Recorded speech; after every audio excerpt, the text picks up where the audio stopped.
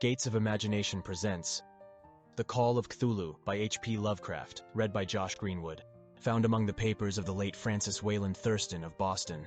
Of such great powers or beings there may be conceivably a survival of a hugely remote period when consciousness was manifested, perhaps in shapes and forms long since withdrawn, before the tide of advancing humanity, forms of which poetry and legend alone have caught a flying memory and called them gods, monsters, mythical beings of all sorts and kinds. Algernon Blackwood. Chapter 1. The Horror in Clay. The most merciful thing in the world, I think, is the inability of the human mind to correlate all its contents. We live on a placid island of ignorance in the midst of black seas of infinity, and it was not meant that we should voyage far. The sciences, each straining in its own direction, have hitherto harmed us little. But someday the piecing together of dissociated knowledge will open up such terrifying vistas of reality, and of our frightful position therein, that we shall either go mad from the revelation, or flee from the deadly light into the peace and safety of a new dark age. Theosophists have guessed at the awesome grandeur of the cosmic cycle, wherein our world and human race form transient incidents. They have hinted at strange survivals in terms which would freeze the blood if not masked by a bland optimism. But it is not from them that there came the single glimpse of forbidden eons which chills me when I think of it, and maddens me when I dream of it. That glimpse, like all dread glimpses of truth, flashed out from an accidental piecing together of separated things, in this case an old newspaper item, and the notes of a dead professor. I hope that no one else will accomplish this piecing out. Certainly, if I live, I shall never knowingly supply a link in so hideous a chain. I think that the professor, too, intended to keep silent regarding the part he knew, and that he would have destroyed his notes had not sudden death seized him. My knowledge of the thing began in the winter of 1926-27 with the death of my granduncle George Gamble Angel, Professor Emeritus of Semitic Languages in Brown University, Providence, Rhode Island. Professor Angel was widely known as an authority on ancient inscriptions, and had frequently been resorted to by the heads of prominent museums, so that his passing at the age of 92 may be recalled by many. Locally, interest was intensified by the obscurity of the cause of death. The professor had been stricken whilst returning from the Newport boat, falling suddenly, as witnesses said, after having been jostled by a nautical-looking Negro who had come from one of the queer dark courts on the precipitous hillside which formed a shortcut from the waterfront to the deceased's home in William Street. Physicians were unable to find any visible disorder, but concluded after perplexed debate that some obscure lesion of the heart, induced by the brisk ascent of so steep a hill by so elderly a man, was responsible for the end. At the time I saw no reason to dissent from this dictum, but latterly I am inclined to wonder, and more than wonder. As my granduncle's heir and executor, for he died a childless widower, I was expected to go over his papers with some thoroughness, and for that purpose moved his entire set of files and boxes to my quarters in Boston. Much of the material which I correlated will be later published by the American Archaeological Society. But there was one box which I found exceedingly puzzling, and which I felt much averse from showing to other eyes. It had been locked, and I did not find the key till it occurred to me to examine the personal ring which the professor carried always in his pocket. Then indeed I succeeded in opening it, but when I did so, seemed only to be confronted by a greater and more closely locked barrier. For what could be the meaning of the queer clay bas-relief and the disjointed jottings, ramblings, and cuttings which I found? Had my uncle, in his latter years, become credulous of the most superficial impostures? I resolved to search out the eccentric sculptor responsible for this apparent disturbance of an old man's peace of mind. The bas-relief was a rough rectangle less than an inch thick and about 5 by 6 inches in area, obviously of modern origin. Its designs, however, were far from modern in atmosphere and suggestion, for although the vagaries of cubism and futurism are many and wild, they do not often reproduce that cryptic regularity which lurks in prehistoric writing, and writing of some kind, the bulk of these designs seems certainly to be. Though my memory, despite much familiarity with the papers and collections of my uncle, failed in any way to identify this particular species, or even to hint at its remotest affiliations. Above these apparent hieroglyphics was a figure of evidently pictorial intent, though its impressionistic execution forbade a very clear idea of its nature. It seemed to be a sort of monster, or symbol representing a monster, of a form which only a diseased fancy could conceive. if I say that my somewhat extravagant imagination yielded simultaneous pictures of an octopus, a dragon, and a human caricature, I shall not be unfaithful to the spirit of the thing. A pulpy, tentacled head surmounted a grotesque and scaly body with rudimentary wings, but it was the general outline of the whole which made it most shockingly frightful. Behind the figure was a vague suggestion of a cyclopean architectural background. The writing accompanying this oddity was, aside from a stack of press cuttings, in Professor Angel's most recent hand, and made no pretense to literary style. What seemed to be the main document was headed Cthulhu Cult, in characters painstakingly printed to avoid the erroneous reading of a word so unheard of. The manuscript was divided into two sections, the first of which was headed 1925, Dream and Dream Work of H.A. Wilcox, 7 Thomas Street, Providence, Rhode Island, and the second, Narrative of Inspector John R. Legrasse, 121 Bienville Street, New Orleans, Lub, at 1908 AAS Mount G. Notes on Same and Preferable Webb's Act. The other manuscript papers were all brief notes, some of them accounts of the queer dreams of different persons, some of them citations from theosophical books and magazines, notably W. Scott Eliot's Atlantis and the Lost Lemuria, and the rest comments on long-surviving secret societies and hidden cults, with references to passages in such mythological and anthropological sourcebooks as Fraser's Golden Bough and Miss Murray's Witch Cult in Western Europe. The cuttings largely alluded to outer mental illnesses and outbreaks of group folly or mania in the spring of 1925. The first half of the principal manuscript told a very peculiar tale. It appears that on March 1st, 1925, a thin, dark young man of neurotic and excited aspect had called upon Professor Angel bearing the singular clay bas-relief, which was then exceedingly damp and fresh. His card bore the name of Henry Anthony Wilcox, and my uncle had recognized him as the youngest son of an excellent family slightly known to him, who had latterly been studying sculpture at the Rhode Island School of Design and living alone at the Fleur-de-Lis building near that institution. Wilcox was a precocious youth of known genius but great eccentricity, and had from childhood excited attention through the strange stories and odd dreams he was in the habit of relating. He called himself psychically hypersensitive, but the staid folk of the ancient commercial city dismissed him as merely queer.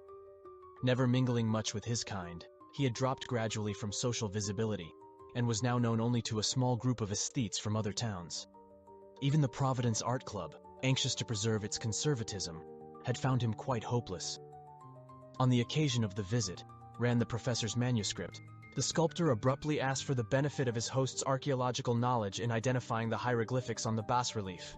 He spoke in a dreamy, stilted manner which suggested pose and alienated sympathy, and my uncle showed some sharpness in replying, for the conspicuous freshness of the tablet implied kinship with anything but archaeology. Young Wilcox's rejoinder, which impressed my uncle enough to make him recall and record it verbatim, was of a fantastically poetic cast which must have typified his whole conversation, and which I have since found highly characteristic of him. He said, "It is new indeed, for I made it last night in a dream of strange cities, and dreams are older than brooding Tyre, or the contemplative Sphinx, or garden-girdled Babylon." It was then that he began that rambling tale which suddenly played upon a sleeping memory and won the fevered interest of my uncle. There had been a slight earthquake tremor the night before, the most considerable felt in New England for some years, and Wilcox's imagination had been keenly affected. Upon retiring, he had had an unprecedented dream of great cyclopean cities of Titan blocks and sky-flung monoliths, all dripping with green ooze and sinister with latent horror. Hieroglyphics had covered the walls and pillars, and from some undetermined point below had come a voice that was not a voice, a chaotic sensation which only fancy could transmute into sound, but which he attempted to render by the almost unpronounceable jumble of letters, Cthulhu Fatan. This verbal jumble was the key to the recollection which excited and disturbed Professor Angel. He questioned the sculptor with scientific minuteness, and studied with almost frantic intensity the bas-relief on which the youth had found himself working, chilled and clad only in his nightclothes, when waking had stolen bewilderingly over him. My uncle blamed his old age, Wilcox afterward said, for his slowness in recognizing both hieroglyphics and pictorial design. Many of his questions seemed highly out of place to his visitor, especially those which tried to connect the latter with strange cults or societies. And Wilcox could not understand the repeated promises of silence which he was offered in exchange for an admission of membership in some widespread mystical or paganly religious body. When Professor Angel became convinced that the sculptor was indeed ignorant of any cult or system of cryptic lore, he besieged his visitor with demands for future reports of dreams. This bore regular fruit, for after the first interview, the manuscript records daily calls of the young man, during which he related startling fragments of nocturnal imagery, whose burden was always some terrible cyclopean vista of dark and dripping stone, with a subterranean voice or intelligence shouting monotonously in enigmatical sense impacts, uninscribable, save as gibberish. The two sounds most frequently repeated are those rendered by the letters Cthulhu and Relaya. On March 23d, the manuscript continued. Wilcox failed to appear, and inquiries at his quarters revealed that he had been stricken with an obscure sort of fever and taken to the home of his family in Waterman Street. He had cried out in the night, arousing several other artists in the building, and had manifested since then only alternations of unconsciousness and delirium. My uncle at once telephoned the family, and from that time forward kept close watch of the case, calling often at the Thayer Street office of Dr. Toby, whom he learned to be in charge. The youth's febrile mind apparently was dwelling on strange things, and the doctor shuddered now and then as he spoke of them. They included not only a repetition of what he had formerly dreamed, but touched wildly on a gigantic thing miles high, which walked or lumbered about. He at no time fully described this object, but occasional frantic words, as repeated by Dr. Toby, convinced the professor that it must be identical with the nameless monstrosity he had sought to depict in his dream sculpture. Reference to this object, the doctor added, was invariably a prelude to the young man's subsidence into lethargy. His temperature, oddly enough, was not greatly above normal, but his whole condition was otherwise such as to suggest true fever rather than mental disorder. On April 2nd at about 3 p.m., every trace of Wilcox's malady suddenly ceased. He sat upright in bed, astonished to find himself at home and completely ignorant of what had happened in dream or reality since the night of March 22nd. Pronounced well by his physician, he returned to his quarters in 3 days, but to Professor Angel he was of no further assistance. All traces of strange dreaming had vanished with his recovery, and my uncle kept no record of his night thoughts after a week of pointless and irrelevant accounts of thoroughly usual visions. Here the first part of the manuscript ended, but references to certain of the scattered notes gave me much material for thought. So much, in fact, that only the ingrained skepticism then forming my philosophy can account for my continued distrust of the artist. The notes in question were those descriptive of the dreams of various persons covering the same period as that in which young Wilcox had had his strange visitations. My uncle, it seems, had quickly instituted a prodigiously far-flung body of inquiries amongst nearly all the friends whom he could question without impertinence, asking for nightly reports of their dreams, and the dates of any notable visions for some time past. The reception of his request seems to have been varied, but he must, at the very least, have received more responses than any ordinary man could have handled without a secretary. This original correspondence was not preserved, but his notes formed a thorough and really significant digest. Average people in society and business, New England's traditional salt of the earth, gave an almost completely negative result, though scattered cases of uneasy but formless nocturnal impressions appear here and there, always between March 23d and April 2nd, the period of young Wilcox's delirium. Scientific men were little more affected, though 4 cases of vague description suggest fugitive glimpses of strange landscapes, and in one case there is mentioned a dread of something abnormal. It was from the artists and poets that the pertinent answers came, and I know that panic would have broken loose had they been able to compare notes. As it was, lacking their original letters, I half suspected the compiler of having asked leading questions, or of having edited the correspondence in corroboration of what he had latently resolved to see. That is why I continued to feel that Wilcox, somehow cognizant of the old data which my uncle had possessed, had been imposing on the veteran scientist. These responses from aesthetes told a disturbing tale. From February 28th to April 2nd, a large proportion of them had dreamed very bizarre things, the intensity of the dreams being immeasurably the stronger during the period of the sculptor's delirium. Over a fourth of those who reported anything reported scenes and half-sounds not unlike those which Wilcox had described, and some of the dreamers confessed acute fear of the gigantic, nameless thing visible toward the last. One case, which the note describes with emphasis, was very sad. The subject, a widely known architect with leanings toward theosophy and occultism, went violently insane on the date of young Wilcox's seizure, and expired several months later after incessant screamings to be saved from some escaped denizen of hell. Had my uncle referred to these cases by name instead of merely by number, I should have attempted some corroboration and personal investigation, but as it was, I succeeded in tracing down only a few. All of these, however, bore out the notes in full. I have often wondered if all the objects of the professor's questioning felt as puzzled as did this fraction. It is well that no explanation shall ever reach them. The press cuttings, as I have intimated, touched on cases of panic, mania, and eccentricity during the given period. Professor Angel must have employed a cutting bureau, for the number of extracts was tremendous, and the sources scattered throughout the globe. Here was a nocturnal suicide in London, where a lone sleeper had leaped from a window after a shocking cry. Here likewise a rambling letter to the editor of a paper in South America, where a fanatic deduces a dire future from visions he has seen. A dispatch from California describes a Theosophist colony as donning white robes en masse for some glorious fulfillment, which never arrives, whilst items from India speak guardedly of serious native unrest toward the end of March. Voodoo orgies multiply in Haiti, and African outposts report ominous mutterings. American officers in the Philippines find certain tribes bothersome about this time, and New York policemen are mobbed by hysterical Levantines on the night of March 22nd, 23.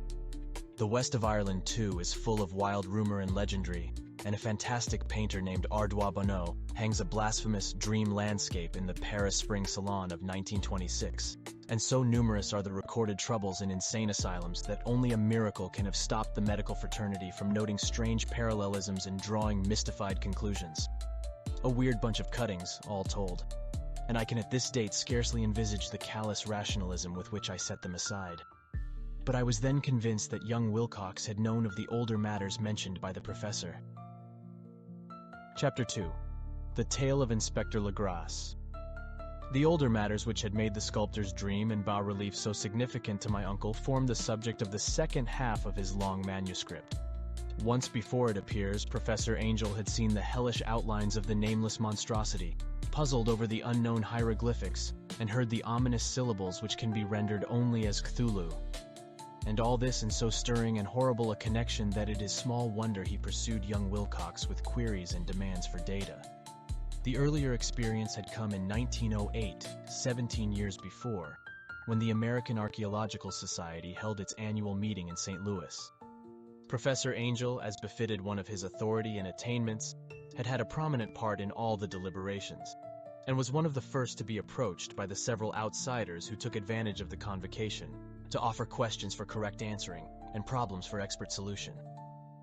The chief of these outsiders, and in a short time the focus of interest for the entire meeting, was a commonplace-looking middle-aged man who had traveled all the way from New Orleans for certain special information unobtainable from any local source. His name was John Raymond Legrasse, and he was by profession an inspector of police. With him, he bore the subject of his visit, a grotesque, repulsive, and apparently very ancient stone statuette, whose origin he was at a loss to determine. It must not be fancied that Inspector Legrasse had the least interest in archaeology. On the contrary, his wish for enlightenment was prompted by purely professional considerations.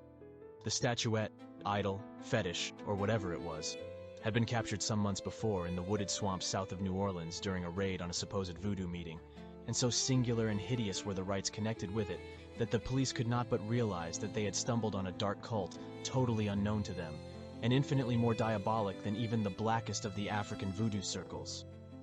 Of its origin, apart from the erratic and unbelievable tales extorted from the captured members, absolutely nothing was to be discovered. Hence the anxiety of the police for any antiquarian lore which might help them to place the frightful symbol, and through it track down the cult to its fountainhead. Inspector Legrasse was scarcely prepared for the sensation which his offering created. One sight of the thing had been enough to throw the assembled men of science into a state of tense excitement, and they lost no time in crowding around him to gaze at the diminutive figure whose utter strangeness and air of genuinely abysmal antiquity hinted so potently at unopened and archaic vistas. No recognized school of sculpture had animated this terrible object, yet centuries and even thousands of years seemed recorded in its dim and greenish surface of unplaceable stone. The figure, which was finally passed slowly from man to man for close and careful study, was between 7 and 8 inches in height, and of exquisitely artistic workmanship.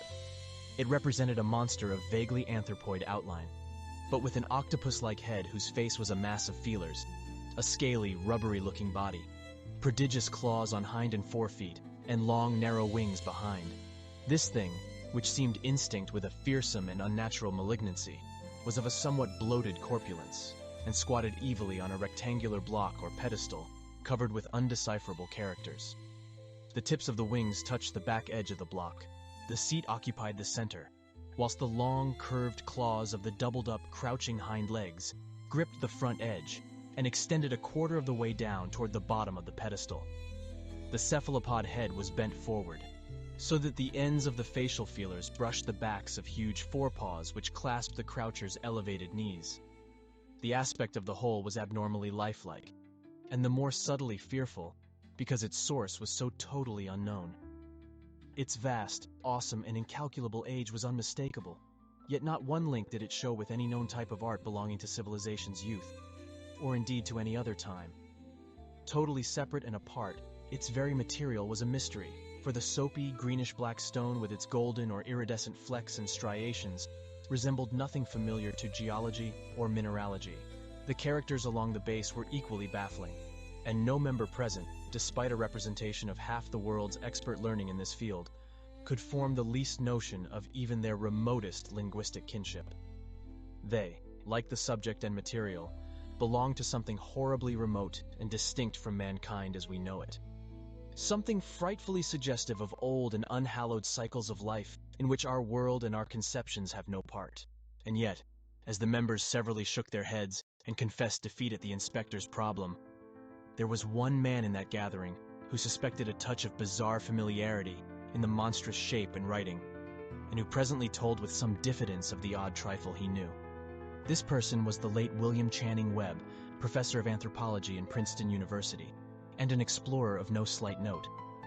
Professor Webb had been engaged 48 years before in a tour of Greenland and Iceland in search of some runic inscriptions which he failed to unearth, and whilst high up on the West Greenland coast had encountered a singular tribe or cult of degenerate Eskimo, whose religion, a curious form of devil worship, chilled him with its deliberate bloodthirstiness and repulsiveness. It was a faith of which other Eskimo knew little, and which they mentioned only with shudders, saying that it had come down from horribly ancient eons before ever the world was made. Besides nameless rites and human sacrifices, there were certain queer hereditary rituals addressed to a supreme elder devil or Tornasuk. And of this, Professor Webb had taken a careful phonetic copy from an aged Angakok or wizard priest, expressing the sounds in Roman letters as best he knew how. But just now of prime significance was the fetish which this cult had cherished, and around which they danced when the aurora leaped high over the ice cliffs. It was, the professor stated, a very crude bas-relief of stone, comprising a hideous picture and some cryptic writing, and so far as he could tell, it was a rough parallel in all essential features of the bestial thing now lying before the meeting. This data, received with suspense and astonishment by the assembled members, proved doubly exciting to Inspector Legrasse, and he began at once to ply his informant with questions. Having noted and copied an oral ritual among the swamp cult worshippers his men had arrested, he besought the professor to remember as best he might the syllables taken down amongst the diabolist Eskimo. There then followed an exhaustive comparison of details, and a moment of really awed silence when both detective and scientist agreed on the virtual identity of the phrase, common to two hellish rituals so many worlds of distance apart. What, in substance, both the Eskimo wizards and the Louisiana swamp priests had chanted to their kindred idols was something very like this, the word divisions being guessed at from traditional breaks in the phrase as chanted aloud. Finglui mugluanaf Cthulhu, Rolyet Waganagal Ftan. Legrasse had 1 point in advance of Professor Webb, for several among his mongrel prisoners had repeated to him what older celebrants had told them the words meant. This text, as given, ran something like this. In his house at Relia dead, Cthulhu waits dreaming. And now, in response to a general and urgent demand, Inspector Legrasse related as fully as possible his experience with the swamp worshippers, telling a story to which I could see my uncle attached profound significance. It savored of the wildest dreams of mythmaker and theosophist, and disclosed an astonishing degree of cosmic imagination among such half-castes and pariahs as might be least expected to possess it. On November 1st, 1907, there had come to the New Orleans police a frantic summons from the swamp and lagoon country to the south. The squatters there, mostly primitive but good-natured descendants of Lafitte's men, were in the grip of stark terror from an unknown thing which had stolen upon them in the night. It was voodoo, apparently, but voodoo of a more terrible sort than they had ever known, and some of their women and children had disappeared since the malevolent tom-tom had begun its incessant beating far within the black haunted woods where no dweller ventured. There were insane shouts and harrowing screams, soul-chilling chants and dancing devil flames, and the frightened messenger added, the people could stand it no more. So a body of 20 police, filling 2 carriages and an automobile, had set out in the late afternoon with the shivering squatter as a guide. At the end of the passable road, they alighted, and for miles splashed on in silence through the terrible cypress woods where day never came. Ugly roots and malignant hanging nooses of Spanish moss beset them, and now and then a pile of dank stones or fragment of a rotting wall intensified by its hint of morbid habitation, a depression which every malformed tree and every fungus islet combined to create. At length, the squatter settlement, a miserable huddle of huts, hove in sight, and hysterical dwellers ran out to cluster around the group of bobbing lanterns. The muffled beat of tom-toms was now faintly audible far, far ahead, and a curdling shriek came at infrequent intervals when the wind shifted. A reddish glare, too, seemed to filter through the pale undergrowth beyond endless avenues of forest night. Reluctant even to be left alone again, each one of the cowed squatters refused point-blank to advance another inch toward the scene of unholy worship, so Inspector Legrasse and his 19 colleagues plunged on unguided into black arcades of horror that none of them had ever trod before. The region now entered by the police was one of traditionally evil repute, substantially unknown and untraversed by white men. There were legends of a hidden lake unglimpsed by mortal sight, in which dwelt a huge, formless white polypoous thing with luminous eyes, and squatters whispered that bat-winged devils flew up out of caverns in inner earth to worship it at midnight. They said it had been there before d'Iberville, before La Salle, before the Indians, and before even the wholesome beasts and birds of the woods. It was nightmare itself, and to see it was to die. But it made men dream, and so they knew enough to keep away. The present voodoo orgy was indeed on the merest fringe of this abhorred area, but that location was bad enough. Hence, perhaps the very place of the worship had terrified the squatters more than the shocking sounds and incidents. Only poetry or madness could do justice to the noises heard by Legrasse's men as they plowed on through the black morass toward the red glare and the muffled tom-toms. There are vocal qualities peculiar to men, and vocal qualities peculiar to beasts, and it is terrible to hear the one when the source should yield the other. Animal fury and orgiastic license here whipped themselves to demoniac heights by howls and squawking ecstasies that tore and reverberated through those nighted woods like pestilential tempests from the gulfs of hell. Now and then the less organized ululation would cease, and from what seemed a well-drilled chorus of hoarse voices would rise in sing-song chant that hideous phrase or ritual. Funglui munglunaf Cthulhu relieu ganagal fatan. Then the men, having reached a spot where the trees were thinner, came suddenly in sight of the spectacle itself. 4 of them reeled, 1 fainted, and 2 were shaken into a frantic cry which the mad cacophony of the orgy fortunately deadened. Legrasse dashed swamp water on the face of the fainting man, and all stood trembling and nearly hypnotized with horror. In a natural glade of the swamp stood a grassy island of perhaps an acre's extent, clear of trees and tolerably dry. On this now leaped and twisted a more indescribable horde of human abnormality than any but a Sime or an Angarola could paint. Void of clothing, this hybrid spawn were braying, bellowing, and writhing about a monstrous ring-shaped bonfire, in the center of which, revealed by occasional rifts in the curtain of flame, stood a great granite monolith some 8 feet in height, on top of which, incongruous with its diminutiveness, rested the noxious carven statuette. From a wide circle of 10 scaffolds set up at regular intervals with the flame-girt monolith as a center hung, head downward, the oddly marred bodies of the helpless squatters who had disappeared. It was inside this circle that the ring of worshippers jumped and roared, the general direction of the mass motion being from left to right in endless bacchanal between the ring of bodies and the ring of fire. It may have been only imagination, and it may have been only echoes which induced one of the men, an excitable Spaniard, to fancy he heard antiphonal responses to the ritual from some far and unillumined spot deeper within the wood of ancient legendry and horror. This man, Joseph D. Galvez, I later met and questioned, and he proved distractingly imaginative. He indeed went so far as to hint of the faint beating of great wings, and of a glimpse of shining eyes and a mountainous white bulk beyond the remotest trees, but I suppose he had been hearing too much native superstition. Actually, the horrified pause of the men was of comparatively brief duration. Duty came first, and although there must have been nearly 100 mongrel celebrants in the throng, the police relied on their firearms and plunged determinedly into the nauseous rout. For 5 minutes, the resultant din and chaos were beyond description. Wild blows were struck, shots were fired, and escapes were made. But in the end, Legrasse was able to count some 47 sullen prisoners, whom he forced to dress in haste and fall into line between 2 rows of policemen. 5 of the worshippers lay dead, and 2 severely wounded ones were carried away on improvised stretchers by their fellow prisoners. The image on the monolith, of course, was carefully removed and carried back by Legrasse. Examined at headquarters after a trip of intense strain and weariness, the prisoners all proved to be men of a very low, mixed-blooded, and mentally aberrant type. Most were seamen, and a sprinkling of Negroes and mulattoes, largely West Indians or Brava Portuguese from the Cape Verde Islands, gave a coloring of voodooism to the heterogeneous cult.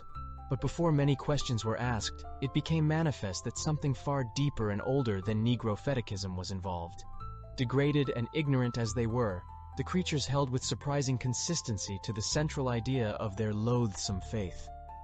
They worshipped, so they said, the great old ones who lived ages before there were any men, and who came to the young world out of the sky. Those old ones were gone now, inside the earth and under the sea. But their dead bodies had told their secrets in dreams to the first men, who formed a cult which had never died. This was that cult, and the prisoners said it had always existed, and always would exist, hidden in distant wastes and dark places all over the world, until the time when the great priest Cthulhu, from his dark house in the mighty city of Relier under the waters, should rise and bring the earth again beneath his sway. Someday he would call, when the stars were ready, and the secret cult would always be waiting to liberate him. Meanwhile, no more must be told. There was a secret which even torture could not extract. Mankind was not absolutely alone among the conscious things of earth, for shapes came out of the dark to visit the faithful few. But these were not the great old ones. No man had ever seen the old ones. The carven idol was great Cthulhu, but none might say whether or not the others were precisely like him. No one could read the old writing now, but things were told by word of mouth. The chanted ritual was not the secret. That was never spoken aloud, only whispered. The chant meant only this: in his house at Relier, dead Cthulhu waits dreaming. Only 2 of the prisoners were found sane enough to be hanged, and the rest were committed to various institutions. All denied a part in the ritual murders, and averred that the killing had been done by black-winged ones, which had come to them from their immemorial meeting place in the haunted wood. But of those mysterious allies, no coherent account could ever be gained. What the police did extract came mainly from an immensely aged mestizo named Castro, who claimed to have sailed to strange ports and talked with undying leaders of the cult in the mountains of China. Old Castro remembered bits of hideous legend that paled the speculations of theosophists and made man in the world seem recent and transient indeed. There had been eons when other things ruled on the earth, and they had had great cities. Remains of them, he said the deathless Chinaman had told him, were still to be found as cyclopean stones on islands in the Pacific. They all died vast epochs of time before men came. But there were arts which could revive them when the stars had come round again to the right positions in the cycle of eternity. They had indeed come themselves from the stars, and brought their images with them. These great old ones, Castro continued, were not composed altogether of flesh and blood. They had shape, for did not this star-fashioned image prove it? But that shape was not made of matter. When the stars were right, they could plunge from world to world through the sky. But when the stars were wrong, they could not live. But although they no longer lived, they would never really die. They all lay in stone houses in their great city of Relier, preserved by the spells of mighty Cthulhu for a glorious resurrection, when the stars and the earth might once more be ready for them. But at that time, some force from outside must serve to liberate their bodies. The spells that preserved them intact likewise prevented them from making an initial move, and they could only lie awake in the dark and think whilst uncounted millions of years rolled by. They knew all that was occurring in the universe, but their mode of speech was transmitted thought. Even now they talked in their tombs. When, after infinities of chaos, the first men came, the great old ones spoke to the sensitive among them by molding their dreams, for only thus could their language reach the fleshly minds of mammals. Then, whispered Castro, those first men formed the cult around small idols which the great ones showed them, idols brought in dim eras from dark stars. That cult would never die till the stars came right again, and the secret priests would take great Cthulhu from his tomb to revive his subjects and resume his rule of Earth. The time would be easy to know, for then mankind would have become as the great old ones, free and wild and beyond good and evil, with laws and morals thrown aside and all men shouting and killing and reveling in joy. Then the liberated old ones would teach them new ways to shout and kill and revel and enjoy themselves, and all the earth would flame with a holocaust of ecstasy and freedom. Meanwhile, the cult, by appropriate rites, must keep alive the memory of those ancient ways and shadow forth the prophecy of their return. In the elder time, chosen men had talked with the entombed old ones in dreams. But then, something had happened. The great stone city Relia, with its monoliths and sepulchres, had sunk beneath the waves, and the deep waters, full of the one primal mystery through which not even thought can pass, had cut off the spectral intercourse. But memory never died, and high priests said that the city would rise again when the stars were right. Then came out of the earth the black spirits of earth, moldy and shadowy, and full of dim rumors picked up in caverns beneath forgotten sea bottoms. But of them, old Castro dared not speak much. He cut himself off hurriedly, and no amount of persuasion or subtlety could elicit more in this direction. The size of the old ones, too, he curiously declined to mention. Of the cult, he said that he thought the center lay amid the pathless deserts of Arabia, where Irem, the city of pillars, dreams hidden and untouched. It was not allied to the European witch cult, and was virtually unknown beyond its members. No book had ever really hinted of it, though the deathless Chinaman said that there were double meanings in the Necronomicon of the mad Arab Abdul al-Hazred, which the initiated might read as they chose, especially the much-discussed couplet, "That is not dead which can eternal lie, and with strange eons even death may die." Legrasse, deeply impressed and not a little bewildered, had inquired in vain concerning the historic affiliations of the cult. Castro apparently had told the truth when he said that it was wholly secret. The authorities at Tulane University could shed no light upon either cult or image, and now the detective had come to the highest authorities in the country and met with no more than the Greenland tale of Professor Webb. The feverish interest aroused at the meeting by Legrasse's tale, corroborated as it was by the statuette, is echoed in the subsequent correspondence of those who attended, although scant mention occurs in the formal publications of the Society. Caution is the first care of those accustomed to face occasional charlatanry and imposture. Legrasse for some time lent the image to Professor Webb, but at the latter's death it was returned to him and remains in his possession, where I viewed it not long ago. It is truly a terrible thing and unmistakably akin to the dream sculpture of young Wilcox. That my uncle was excited by the tale of the sculptor, I did not wonder, for what thoughts must arise upon hearing, after a knowledge of what Legrasse had learned of the cult, of a sensitive young man who had dreamed not only the figure and exact hieroglyphics of the swamp-found image and the Greenland devil tablet, but had come in his dreams upon at least 3 of the precise words of the formula uttered alike by Eskimo diabolists and mongrel Louisianans. Professor Angel's instant start on an investigation of the utmost thoroughness was eminently natural, though privately I suspected young Wilcox of having heard of the cult in some indirect way, and of having invented a series of dreams to heighten and continue the mystery at my uncle's expense. The dream narratives and cuttings collected by the professor were, of course, strong corroboration, but the rationalism of my mind and the extravagance of the whole subject led me to adopt what I thought the most sensible conclusions. So, after thoroughly studying the manuscript again, and correlating the theosophical and anthropological notes with the cult narrative of Legrasse, I made a trip to Providence to see the sculptor and give him the rebuke I thought proper for so boldly imposing upon a learned and aged man. Wilcox still lived alone in the Fleur-de-Lis building in Thomas Street. a hideous Victorian imitation of 17th century Breton architecture, which flaunts its stuccoed front amidst the lovely colonial houses on the ancient hill and under the very shadow of the finest Georgian steeple in America. I found him at work in his rooms and at once conceded from the specimens scattered about that his genius is indeed profound and authentic.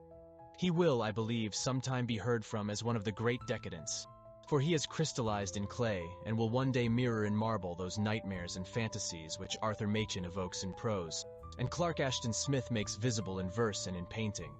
Dark, frail, and somewhat unkempt in aspect, he turned languidly at my knock and asked me my business without rising. When I told him who I was, he displayed some interest, for my uncle had excited his curiosity in probing his strange dreams, yet had never explained the reason for the study. I did not enlarge his knowledge in this regard, but sought with some subtlety to draw him out. In a short time I became convinced of his absolute sincerity, for he spoke of the dreams in a manner none could mistake. They, and their subconscious residuum, had influenced his art profoundly, and he showed me a morbid statue whose contours almost made me shake with the potency of its black suggestion. He could not recall having seen the original of this thing except in his own dream bas-relief, but the outlines had formed themselves insensibly under his hands. It was no doubt the giant shape he had raved of in delirium, that he really knew nothing of the hidden cult, save from what my uncle's relentless catechism had let fall.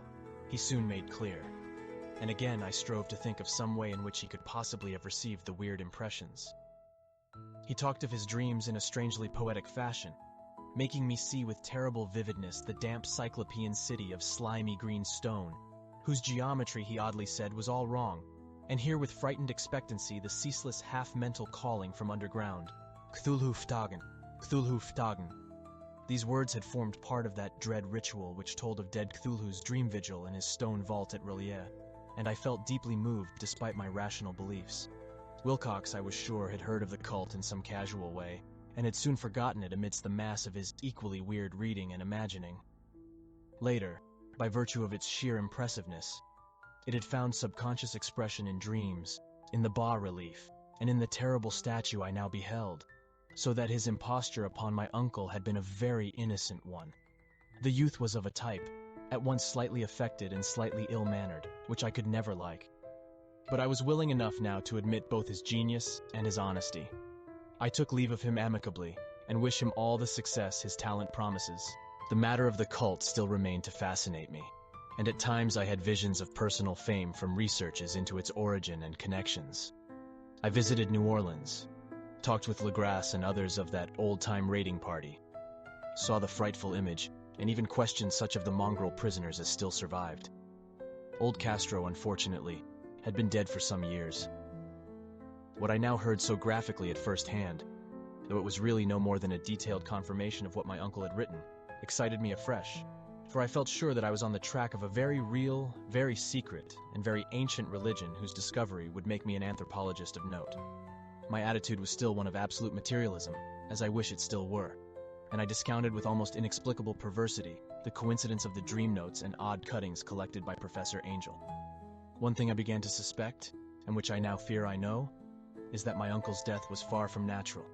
He fell on a narrow hill street, leading up from an ancient waterfront swarming with foreign mongrels, after a careless push from a Negro sailor.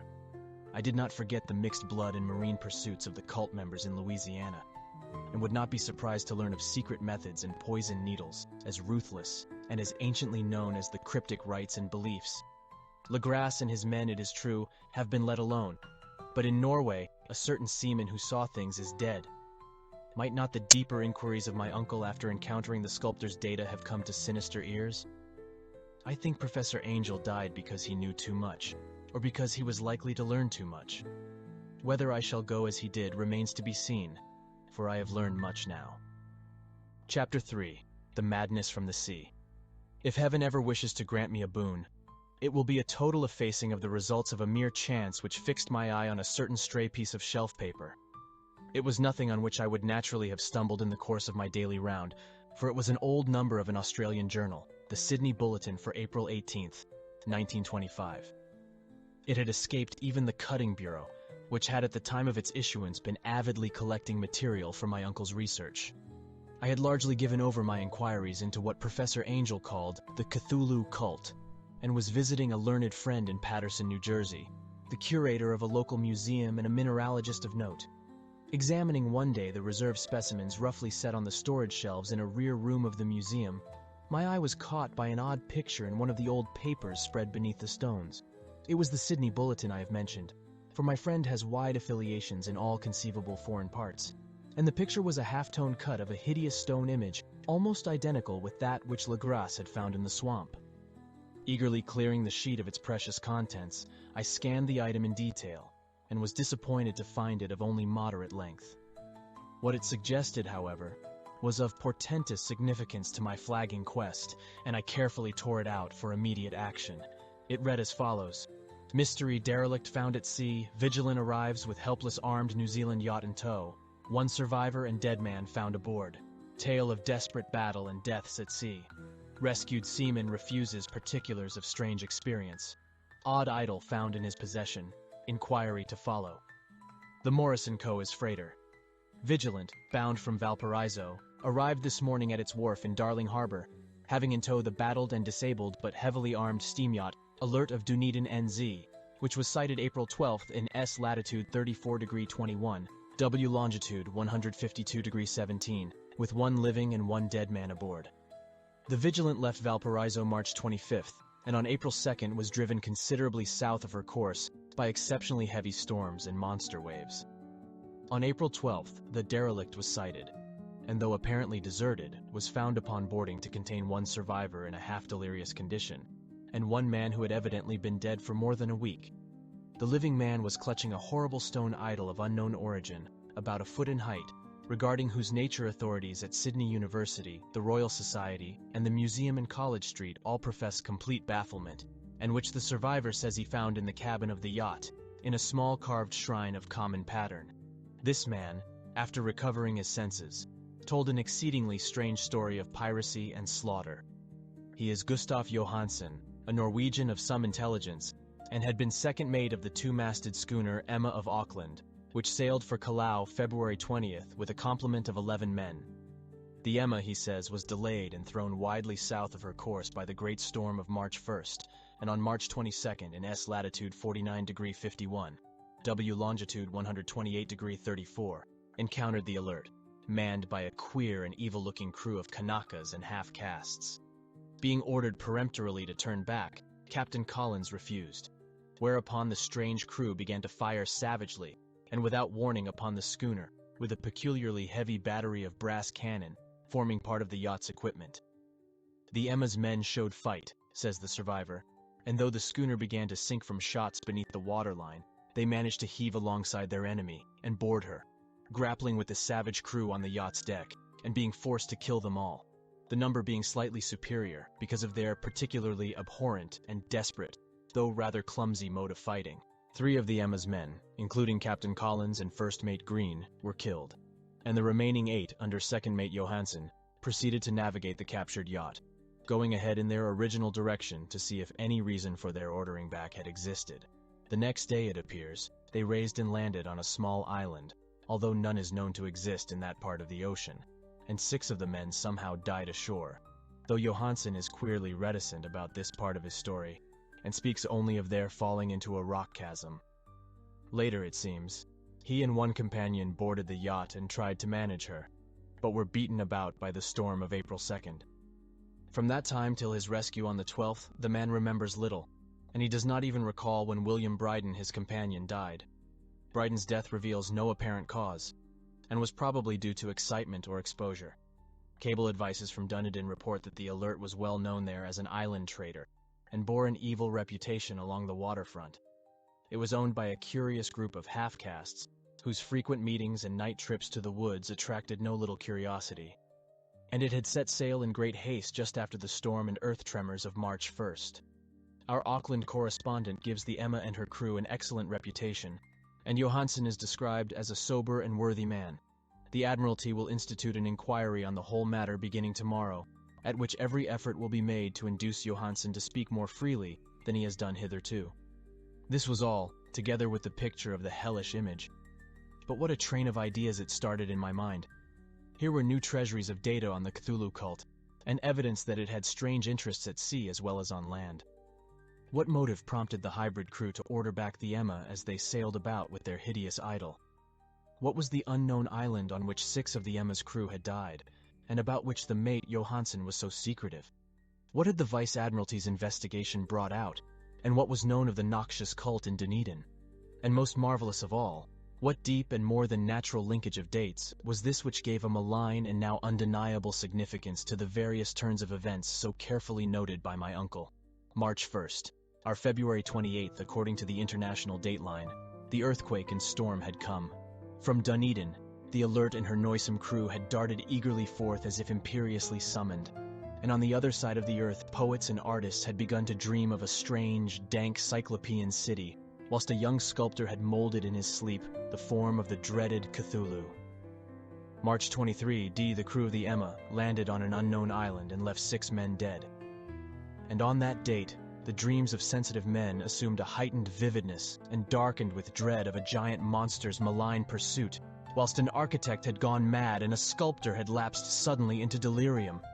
And what of this storm of April 2nd, the date on which all dreams of the dank city ceased, and Wilcox emerged unharmed from the bondage of strange fever? What of all this? And of those hints of old Castro about the sunken star-born old ones and their coming reign, their faithful cult and their mastery of dreams? Was I tottering on the brink of cosmic horrors beyond man's power to bear? If so, they must be horrors of the mind alone, for in some way the 2nd of April had put a stop to whatever monstrous menace had begun its siege of mankind's soul. That evening, after a day of hurried cabling and arranging, I bade my host adieu and took a train for San Francisco. In less than a month I was in Dunedin, where, however, I found that little was known of the strange cult members who had lingered in the old sea taverns. Waterfront scum was far too common for special mention, though there was vague talk about one inland trip these mongrels had made, during which faint drumming and red flame were noted on the distant hills. In Auckland, I learned that Johansen had returned with yellow hair turned white after a perfunctory and inconclusive questioning at Sydney, and had thereafter sold his cottage in West Street and sailed with his wife to his old home in Oslo. Of his stirring experience, he would tell his friends no more than he had told the Admiralty officials, and all they could do was to give me his Oslo address. After that, I went to Sydney and talked profitlessly with seamen and members of the Vice Admiralty Court. I saw the Alert, now sold and in commercial use, at Circular Quay in Sydney Cove, but gained nothing from its non-committal bulk. The crouching image with its cuttlefish head, dragon body, scaly wings, and hieroglyphed pedestal was preserved in the museum at Hyde Park, and I studied it long and well, finding it a thing of balefully exquisite workmanship, and with the same utter mystery, terrible antiquity, and unearthly strangeness of material which I had noted in Legrasse's smaller specimen. Geologists, the curator told me, had found it a monstrous puzzle, for they vowed that the world held no rock like it. Then I thought with a shudder of what old Castro had told Legrasse about the primal great ones. They had come from the stars, and had brought their images with them. Shaken with such a mental revolution as I had never before known, I now resolved to visit mate Johansen in Oslo. Sailing for London, I re-embarked at once for the Norwegian capital, and one autumn day landed at the trim wharves in the shadow of the Egeberg. Johansen's address, I discovered, lay in the old town of King Harald Hardrada, which kept alive the name of Oslo during all the centuries that the greater city masqueraded as Christiana. I made the brief trip by taxicab and knocked with palpitant heart at the door of a neat and ancient building with plastered front. A sad-faced woman in black answered my summons, and I was stung with disappointment when she told me in halting English that Gustav Johansen was no more. He had not survived his return, said his wife, for the doings at sea in 1925 had broken him. He had told her no more than he had told the public, but had left a long manuscript of technical matters, as he said, written in English, evidently in order to safeguard her from the peril of casual perusal. During a walk through a narrow lane near the Gothenburg dock, a bundle of papers falling from an attic window had knocked him down. 2 Lascar sailors at once helped him to his feet, but before the ambulance could reach him, he was dead. Physicians found no adequate cause for the end, and laid it to heart trouble and a weakened constitution. I now felt gnawing at my vitals that dark terror which will never leave me till I, too, am at rest. Accidentally, or otherwise. Persuading the widow that my connection with her husband's technical matters was sufficient to entitle me to his manuscript, I bore the document away and began to read it on the London boat. It was a simple, rambling thing, a naive sailor's effort at a post-facto diary, and strove to recall day by day that last awful voyage. I cannot attempt to transcribe it verbatim in all its cloudiness and redundance, but I will tell its gist enough to show why the sound of the water against the vessel's sides became so unendurable to me that I stopped my ears with cotton. Johansen, thank God, did not know quite all, even though he saw the city and the thing. But I shall never sleep calmly again when I think of the horrors that lurk ceaselessly behind life in time and in space, and of those unhallowed blasphemies from elder stars which dream beneath the sea, known and favored by a nightmare cult, ready and eager to loose them on the world whenever another earthquake shall heave their monstrous stone city again to the sun and air. Johansen's voyage had begun just as he told it to the Vice Admiralty. The Emma, in ballast, had cleared Auckland on February 20th, and had felt the full force of that earthquake-born tempest which must have heaved up from the sea bottom the horrors that filled men's dreams. Once more under control, the ship was making good progress when held up by the Alert on March 22nd, and I could feel the mate's regret as he wrote of her bombardment and sinking. Of the swarthy cult fiends on the Alert, he speaks with significant horror. There was some peculiarly abominable quality about them which made their destruction seem almost a duty, and Johansen shows ingenuous wonder at the charge of ruthlessness brought against his party during the proceedings of the Court of Inquiry. Then, driven ahead by curiosity in their captured yacht under Johansen's command, the men sight a great stone pillar sticking out of the sea, and in S latitude 47 degrees 9, W longitude 126 degrees 43, come upon a coastline of mingled mud, ooze, and weedy cyclopean masonry, which can be nothing less than the tangible substance of Earth's supreme terror, the nightmare corpse city of R'lyeh, that was built in measureless eons behind history by the vast, loathsome shapes that seep down from the dark stars. There lay great Cthulhu and his hordes, hidden in green, slimy vaults and sending out at last, after cycles incalculable, the thoughts that spread fear to the dreams of the sensitive and called imperiously to the faithful to come on a pilgrimage of liberation and restoration.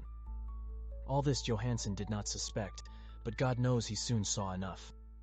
I suppose that only a single mountaintop, the hideous monolith-crowned citadel whereon great Cthulhu was buried, actually emerged from the waters.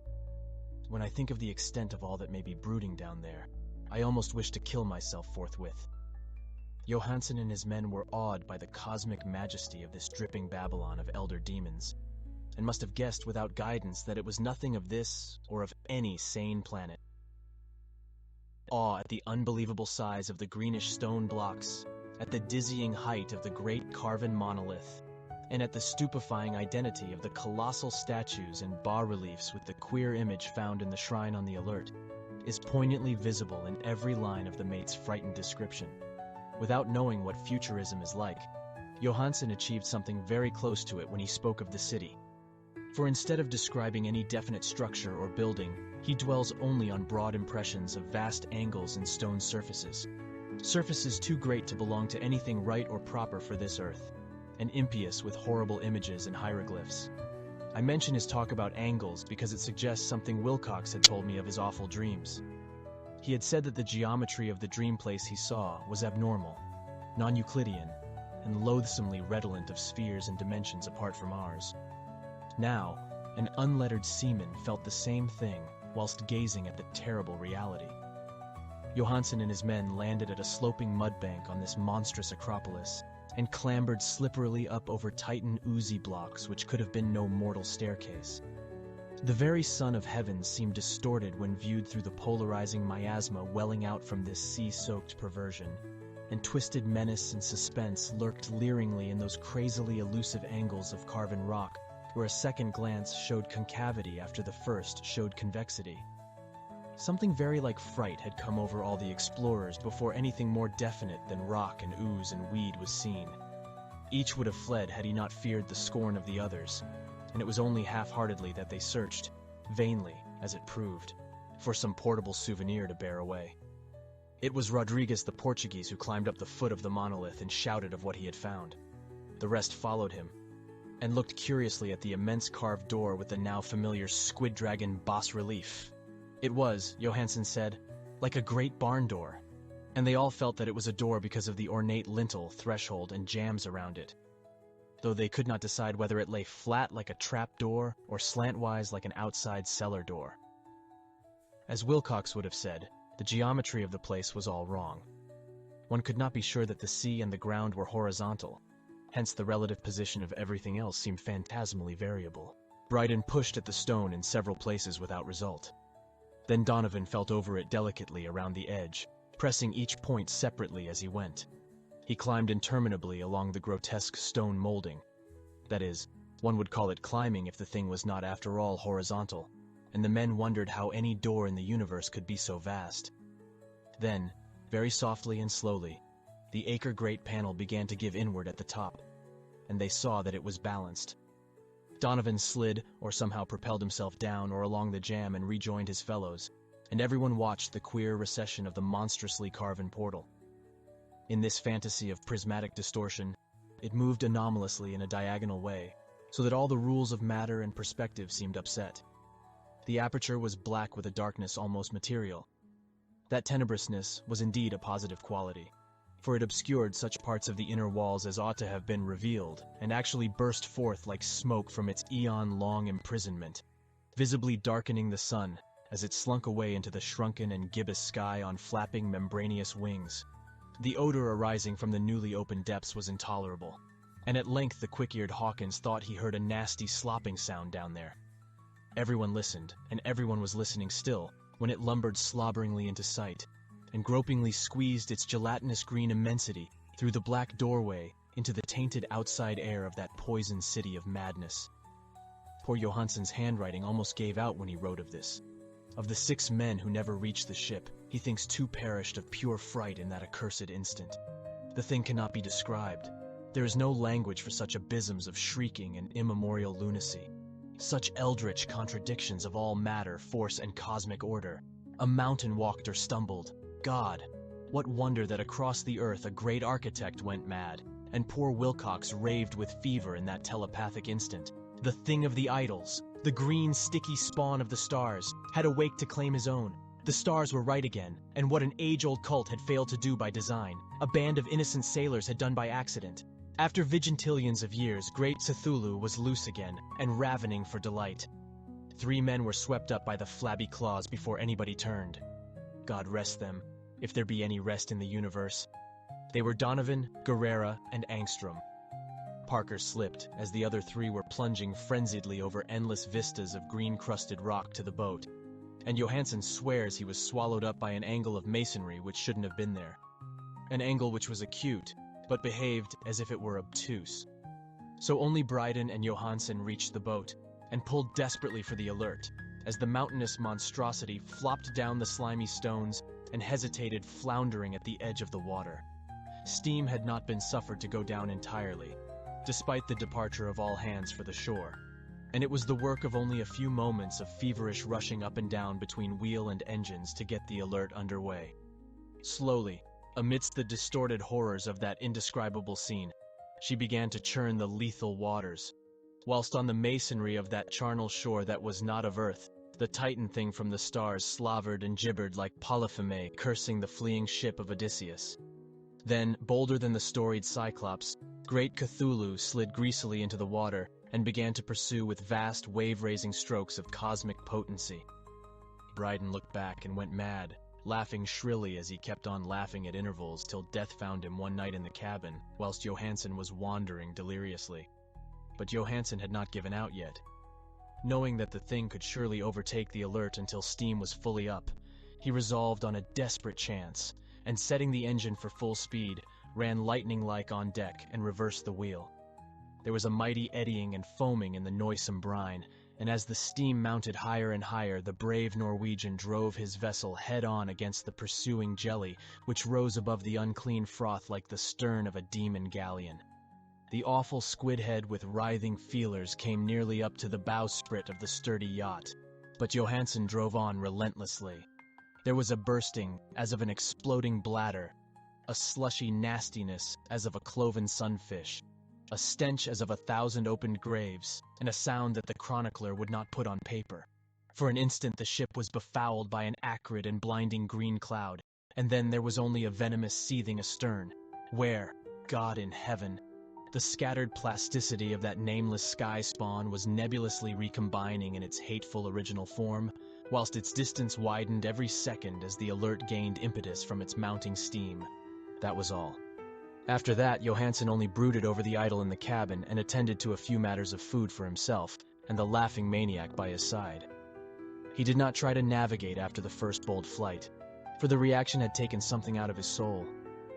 Then came the storm of April 2nd, and a gathering of the clouds about his consciousness. There is a sense of spectral whirling through liquid gulfs of infinity, of dizzying rides through reeling universes on a comet's tail, and of hysterical plunges from the pit to the moon and from the moon back again to the pit, all livened by a cachinnating chorus of the distorted, hilarious elder gods and the green bat-winged mocking imps of Tartarus. Out of that dream came rescue, the Vigilant, the Vice-Admiralty Court, the streets of Dunedin, and the long voyage back home to the old house by the Egeberg. He could not tell. They would think him mad. He would write of what he knew before death came, but his wife must not guess. Death would be a boon, if only it could blot out the memories. That was the document I read, and now I have placed it in the tin box beside the bas-relief and the papers of Professor Angel.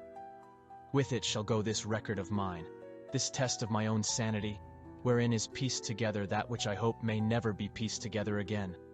I have looked upon all that the universe has to hold of horror, and even the skies of spring and the flowers of summer must ever afterward be poison to me. But I do not think my life will be long. As my uncle went, as poor Johansen went, so I shall go. I know too much, and the cult still lives. Cthulhu still lives too, I suppose, again in that chasm of stone which has shielded him since the sun was young.